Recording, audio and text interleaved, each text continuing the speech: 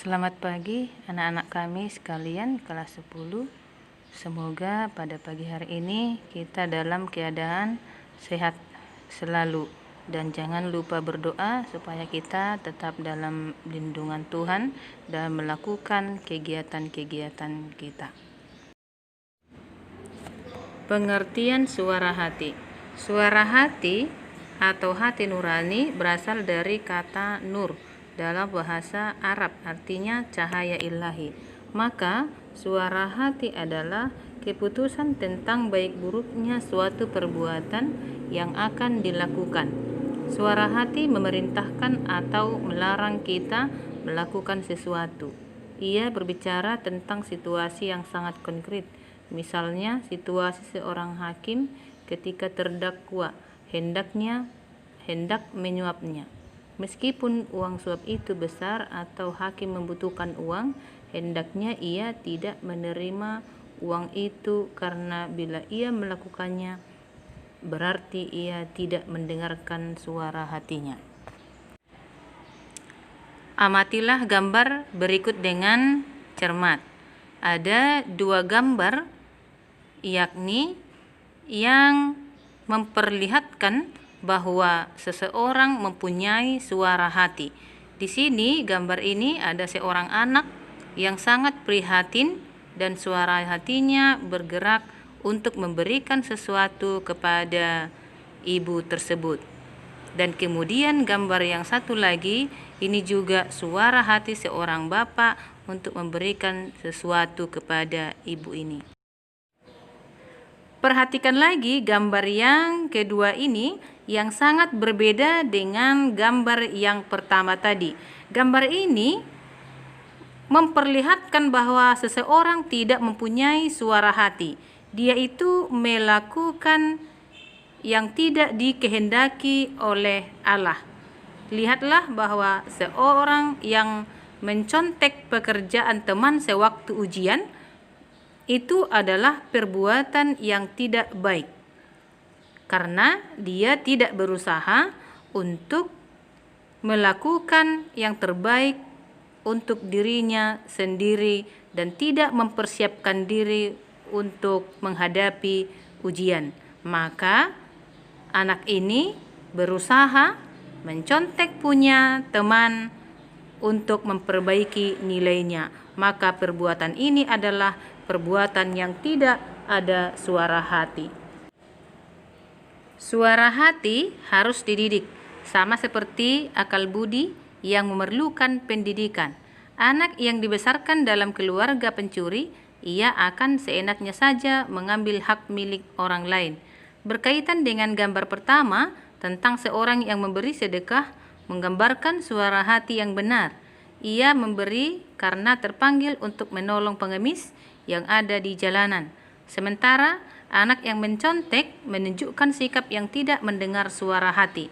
Bila anak-anak itu mendengar suara hati, maka mereka tidak mencontek saat ujian.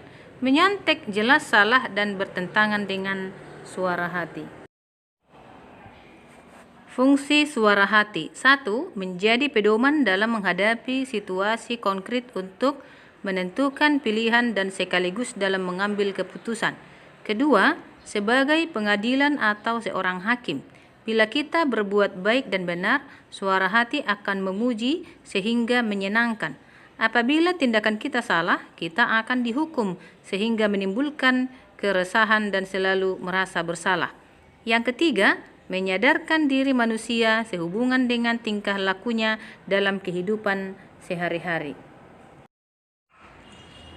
Ajaran kitab suci tentang suara hati. Roma 7 ayat 14 sampai 26. Manusia meyakini bahwa hukum Taurat itu benar dan ada, tetapi dosa dan perbuatan tidak baik itu ada juga dalam diri manusia. Manusia sering melakukan yang tidak dikehendakinya, karena dosa berdiam dalam hidup manusia. Manusia suka hukum Allah, tetapi anggota tubuh lainnya melihat hukum lain yang menjadikan hati kita menjadi tawanan hukum dosa. Syukur kepada Allah kita dilepaskan dari tubuh maut ini oleh Yesus Kristus. Dengan akal budi kita melayani hukum Allah, tetapi dengan tubuh insani kita melayani hukum dosa. Dalam dokumen Konsili Vatikan II dituliskan, di lubuk hati nuraninya manusia menemukan hukum yang tidak diterimanya dari dirinya sendiri, melainkan harus ditaati. Suara hati itu selalu menyerukan kepadanya untuk mencintai dan melaksanakan yang baik dan menghindari yang jahat. Suara hati itu menggema dalam lubuk hatinya. Jalankanlah ini, elakkanlah itu. Sebab dalam hati manusia menemukan hukum yang ditulis oleh Allah. Suara hati merupakan inti dari manusia yang paling rahasia. Sanggar suci, di situ ia seorang diri bersama Allah, yang pesannya menggema dalam hatinya. Kesetiaan terhadap suara hati menjadikan umat Kristiani bergabung dengan sesamanya untuk mencari kebenaran dan dapat memecahkan persoalan moral yang timbul dalam perseorangan maupun masyarakat. Membina suara hati. Suara hati perlu dibina terus-menerus. Tujuan pembinaan suara hati ini adalah untuk membuat suara hati menjadi daya gerak untuk melakukan hal-hal yang baik dan menghindari yang jahat. Dalam Matius 5 ayat 8 ditegaskan bahwa kita harus memiliki hati yang murni, jujur, tulus, dan jernih, dan terutama mesra dengan Allah. Setiap orang memiliki kewajiban menjadikan suara hatinya semakin kuat. Suara hati semakin kuat apabila terus dibina. Bentuk pembinaan suara hati misalnya, hidup menurut daging dan roh.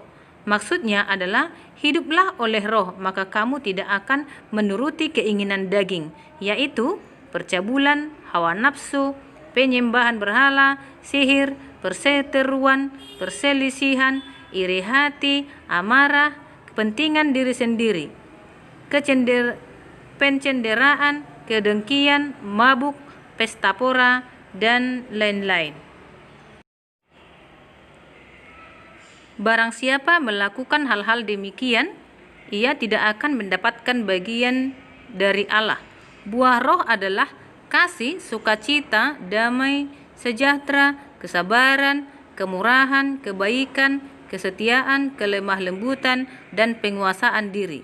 Jikalau kita hidup dalam roh, hidup kita akan dipimpin oleh roh, dan janganlah kita gila hormat.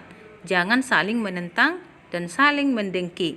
Untuk membina suara hati, kita harus meningkatkan kepekaan suara hati kita dengan cara mencari keterangan mengenai kebenaran. Belajar memperkaya diri dengan mengembangkan wawasan moral dari sumber bacaan. Mengikuti kegiatan kerohanian, misalnya retret dan rekoleksi.